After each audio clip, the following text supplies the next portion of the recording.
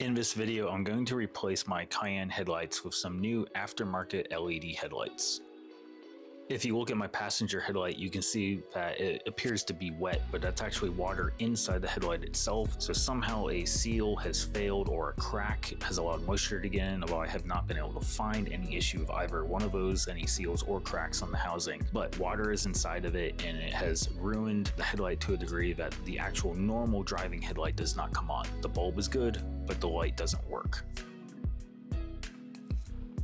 Now, removing the headlights from the Cayenne is really quite simple, but reinstalling them can be a bit more difficult. The locking system on the first generation Cayennes is not great. I don't know what they've done on the later generations, but if they have the same thing, then that really sucks, because the first generation, the locking system is horrific. But to make things a little simpler and easier when trying to reinstall them, I suggest removing the air boxes, because that will gain access to the backside of the headlight, so you'll be able to manipulate the headlight from the front and from the back at the same time.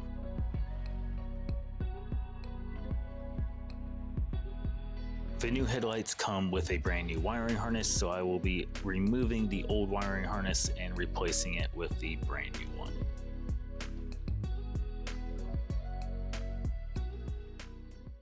Okay, I was going to do everything with voiceover, but this part's a little difficult to explain, so I'm going to do this right now in the process. So you get this out, you just need to push in these white tabs here, and then pull up. Very simple, okay?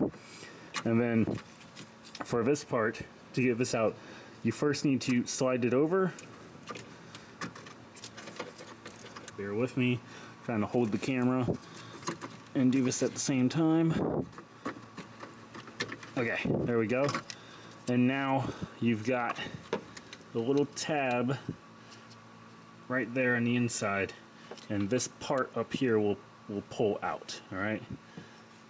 And just let that hang and go back to voiceover from this point on. So as you can see, the old wiring harness really did need to be replaced, so this is kind of a bonus that the new ones come with one. You can see the insulation is pretty brittle and cracked and is falling off, exposing the copper wires, which of course means that there's more chance of something touching them or causing a short. So it was basically time for these to be done. So on the left side, I had the original passenger headlight, and you can see that water on the inside of the light. And on the right, I have the new aftermarket one. Now, I went with these new ones mostly because they were about half the price of the OEM version, and they're going to provide a pretty big visual update to the front end of the car. And then of course everything's LED, which brings it up to the modern standard. Now, there are some minor changes to the housing, which you can see as I turn the headlight to the side and to the back. I don't really like that all that wiring is exposed in the back compared to the original one, but I can't do anything about it, and I've already made my choice. So hopefully it works out fine and it doesn't become a issue over the years, as that wiring is exposed to the elements like the wiring harness was. Unfortunately, the new headlight is not just plug and play, so you don't just remove the old one and put the new one in. There's actually a few things you need to take off of the old one and install onto the new aftermarket headlights to be able to get them fully functional. So one of those items is what I'm working on right now, which is this computer module that actually controls the bi-xenon headlight. And so this needs to be removed and transferred over to the new headlight. So this is the headlight module removed from the passenger light.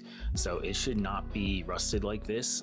There was about a quarter cup of water, maybe more, that was sitting on this module that was literally being blocked from leaking out because the module was there. So that tells me that one, the seal for the module was good because it was preventing that water from leaking out the bottom of it. So somewhere else in the headlight, water was getting in, but it was not from this seal that the module has. But this board is completely fried, so most likely this is causing the issue with the headlight, but replacing the module would get the headlight working again for sure, but it doesn't solve how the water is getting in. So overall, the headlight still needs to be replaced to solve that problem.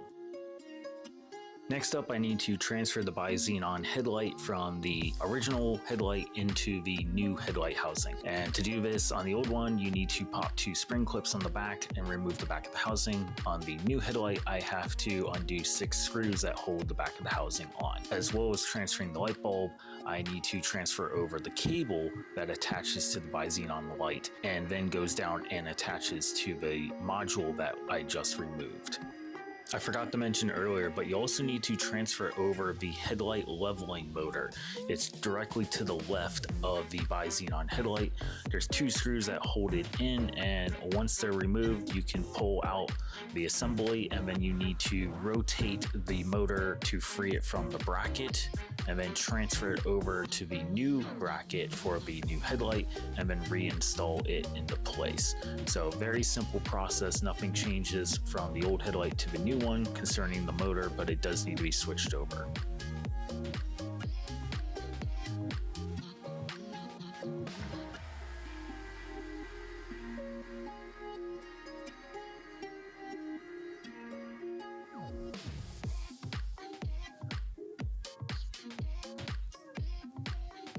Once the leveling motor is installed, put in your bi-xenon headlight. Make sure to bring the cable from the original light over to the new one and attach it to the bottom of the headlight bulb before you put the cover on the back. I'm definitely speaking from experience here because I completely forgot to do that the first time and had to take the cover off all 6 screws again so I could put that cable on. So don't make that rookie mistake.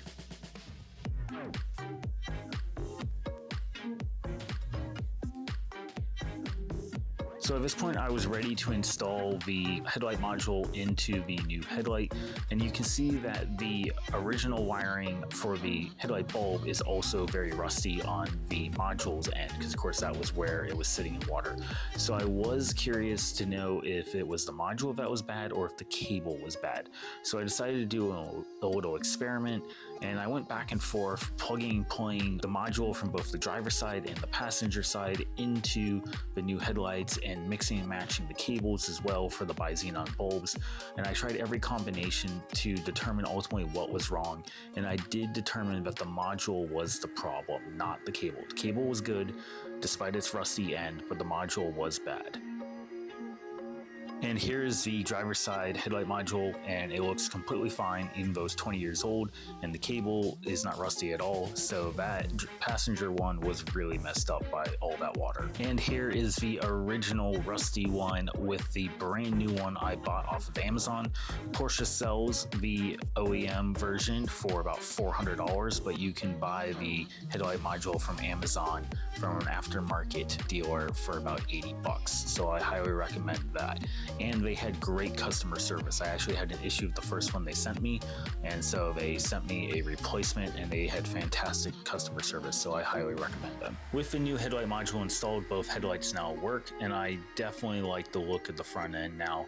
The new headlights are definitely more attractive. They have kind of modernized the front end. It doesn't make the car look quite so dated anymore as the old ones did. If you're interested in these headlights, I will put a link down below, and to the headlight module as well, the one on Amazon, which you can get much cheaper than from the Porsche dealership. So that's all for this video. I hope you guys enjoyed this, and I'll see you next time on the DIY Grunt.